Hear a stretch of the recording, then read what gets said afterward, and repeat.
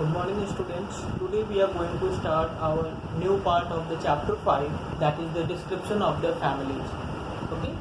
So before starting the description of the family, make sure that while describing about a family, we have to describe the vegetative character of the flower as well as the floral character of the plant.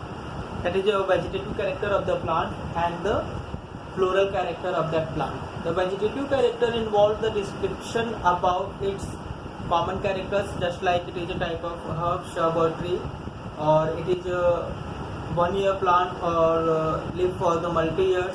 ठीक है. तो ये सब चीज़ें हमें explain करनी होती हैं.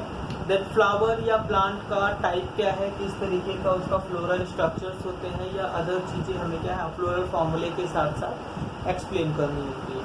ठीक है.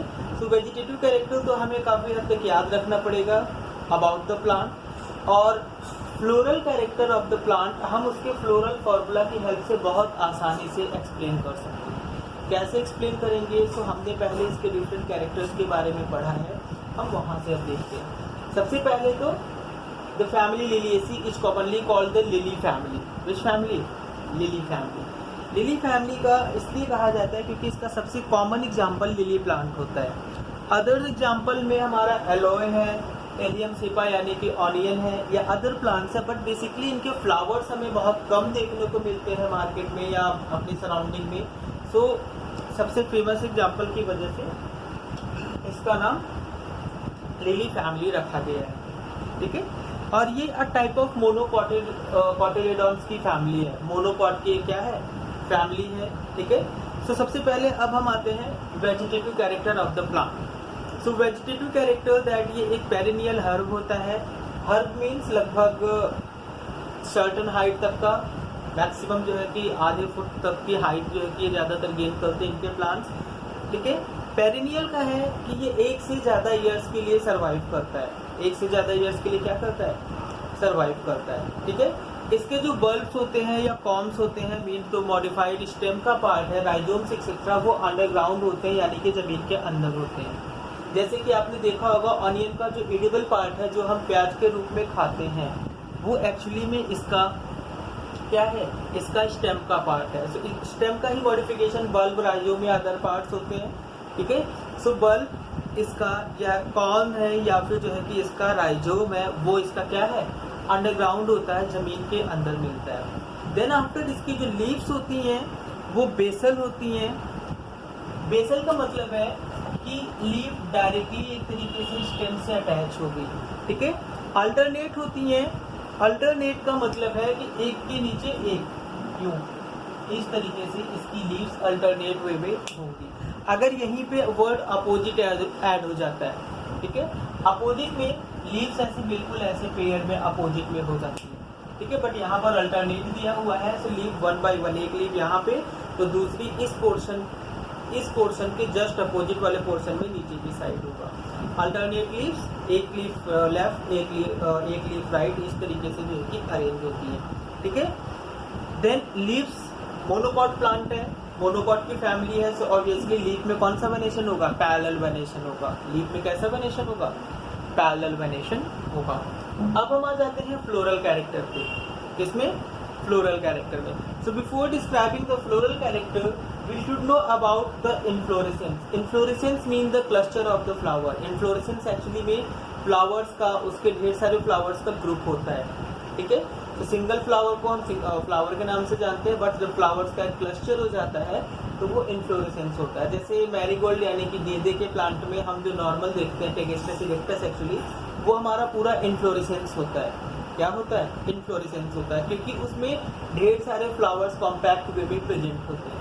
ठीक है. इसका जो इन्फ्लोरेसेंस होता है वो साइमोस टाइप का होता है. इसका जो इन्फ्लोरेसेंस कैसा होता है? साइमोस टाइप का होता है. साइमोस टाइप और रेसिमोस टाइप, इन्फ्लोरेसेंस के 2 टाइप होते हैं. Racemose means raceme, raceme means continuous grow होना, तो रेसिमोस कंटिन्यूअस ग्रो होता रहेगा. बट साइमोस टाइप के फ्लावर में मेन ब्रांच से ही ढेर सारे ऐसे ब्रांचेस निकल जाएंगी, ढेर सारे फ्लावर के फ्लोरल पार्ट के जो है कि ब्रांचेस निकल जाएंगी. तो उसकी ग्रोथ वहीं पे स्टॉप हो जाएगी. यहाँ से ढेर सारी ब्रांचेस निकलेंगी, बट ये ऊपर की तरफ नहीं बढ़ेगा. ये ऊपर की तरफ क्या होगा? नहीं बढ़ेगा. ठीक है. सो रेसिमोज और साइमोज टाइप के फ्लोरल अपेरेंसेस में से इन्फ्लोरेसेंस में से इसमें कौन सा होता है, साइमोज टाइप का इन्फ्लोरेसेंस होता है, वो भी अम्बलेट शेप में, यानी कि अम्ब्रेला लाइक स्ट्रक्चर फॉर्म करते हुए नीचे से पूरी स्टेम जाती है और फिर वो मल्टीपल में ऐसे डिवाइड हो जाता है। अम्ब्रेला लाइक स्ट्रक्चर फॉर्म करते हुए इनका इन्फ्लोरेसेंस होता है। अगर आप में से किसी ने लिली का फ्लावर या फिर ऑनियन का फ्लावर देखा हो, अगर विलेज एरिया से या फिर एग्रीकल्चर एरिया से बिलोंग करते होंगे तो देखा होगा, ठीक है। सो इसका इन्फ्लोरेसेंस कैसा होता है, साइमोज अम्बलेट शेप का, अम्ब्रेला शेप का होता है, ठीक है। देन फ्लावर के बारे में आते हैं। जो फ्लावर होते हैं वो बाइसेक्सुअल होते हैं। फ्लावर कैसे होते हैं, बाइसेक्सुअल होते हैं और एक्टिनोमार्फिक होते हैं, ठीक है।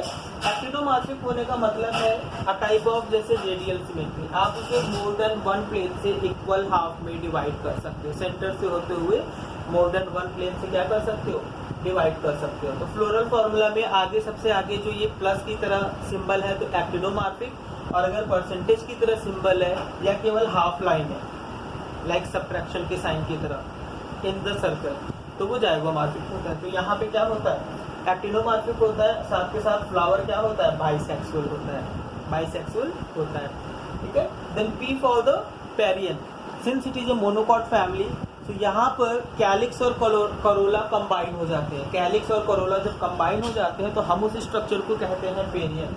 तो यहाँ पर जो प्रोटेक्टिव स्ट्रक्चर होता है वो हमारा पेरियंथ कहा जाता है। पेरियंथ 3+3 के पेयर में होता है। पेरियंथ कैसा होता है, 3+3 के पेयर में यूनाइटेड होता है, ठीक है। और इनका वॉल्वेट एस्टिवेशन होता है। वॉल्वेट एस्टिवेशन का ये स्ट्रक्चर बना हुआ है, that one is the valvate aestivation, ठीक है।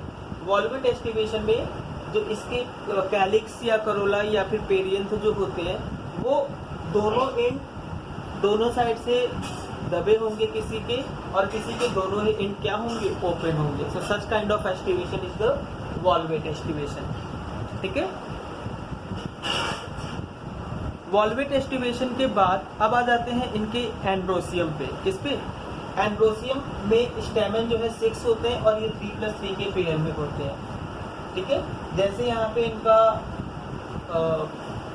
पेरियंथ जो है कि 3+3 के पेयर में था, उसी तरीके से इनका क्या चीज, एंड्रोसियम भी 3+3 के पेयर में होता है, ठीक है।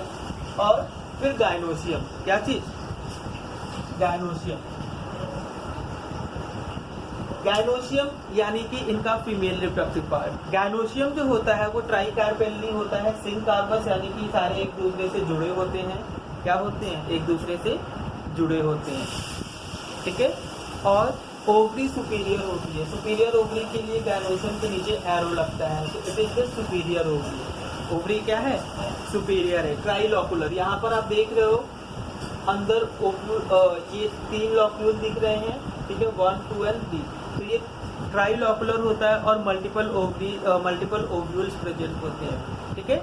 और एक्जाइल प्रेजेंटेशन होता है। एक्जाइल प्रेजेंटेशन में ये सेंट्रल से अटैच होते हैं। एक्जाइल प्रेजेंटेशन में कहाँ से अटैच होते हैं, सेंटर से अटैच होते हैं, ठीक है। फिर ये हमारा हो गया फ्लोरल फॉर्मूला।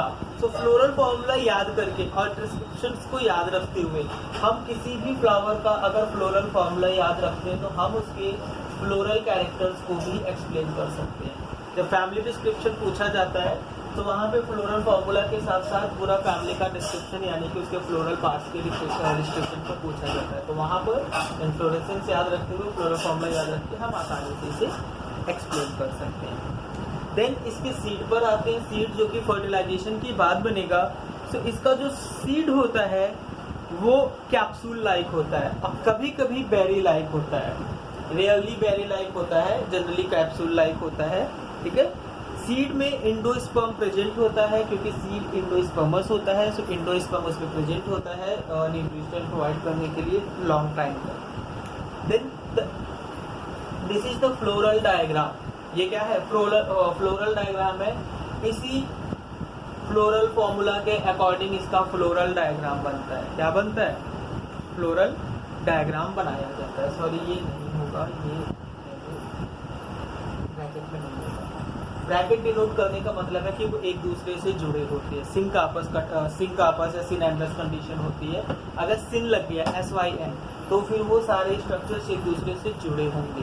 तो यहाँ पर गायनोशियम एक दूसरे से जुड़े होते हैं, बाकी एंडोशियम या पेरियंथ एक दूसरे से जुड़े नहीं होते हैं। ठीक है, here it is the perianth, this one is the perianth. ठीक है, देन ये एंड्रोसियम है। आपने देखा होगा बुक्स में उसमें जो है कि इस तरीके से स्ट्रक्चर शो करता है। तो ये क्या है, एंड्रोसियम है। एंड्रोसियम जब जुड़ा होता तो यहाँ पे एक एरो भी बना होता है। एंड्रोसियम जुड़ा नहीं है, फ्री है, इसीलिए ये एरो फ्री है बिल्कुल। ये बेसल से अटैच्ड है। ठीक है, अगर वो गायनोशियम या फिर कार्पेल से पार्ट जुड़े होते हैं तो वहाँ से हम उसे अटैच कर देते हैं, बट यहाँ पर जुड़े नहीं है तो हम इन्हें फ्री रखते हैं। ठीक है, देन ये इसका ओव्यूल का पार्ट है। सबसे ऊपर आपको दिख रहा होगा मैंने एक छोटा सा जीरो के लाइक स्ट्रक्चर बनाया है। ये जीरो लाइक स्ट्रक्चर बनाना बहुत ज़रूरी है। ये शो करता है मदर प्लांट। भाई कोई भी फ्लावर बिना किसी प्लांट के तो होगा नहीं, तो हम उस मदर प्लांट को शो करने के लिए जिसका ये फ्लावर है हम यहाँ पर एक डॉट शो करते हैं। ठीक है, so it was about the family Liliaceae.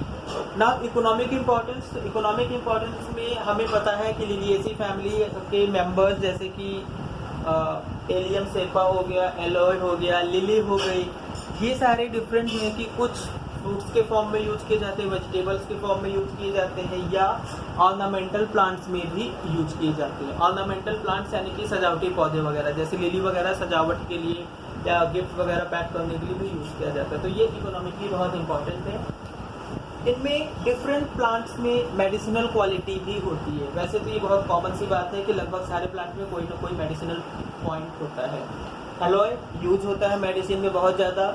Allium सेपा जो है कि रेडिएशंस के ऑब्जर्व करने के लिए यूज किया जाता है, और बैक्टीरिया ऑब्जॉर्बर भी होता है। ठीक है,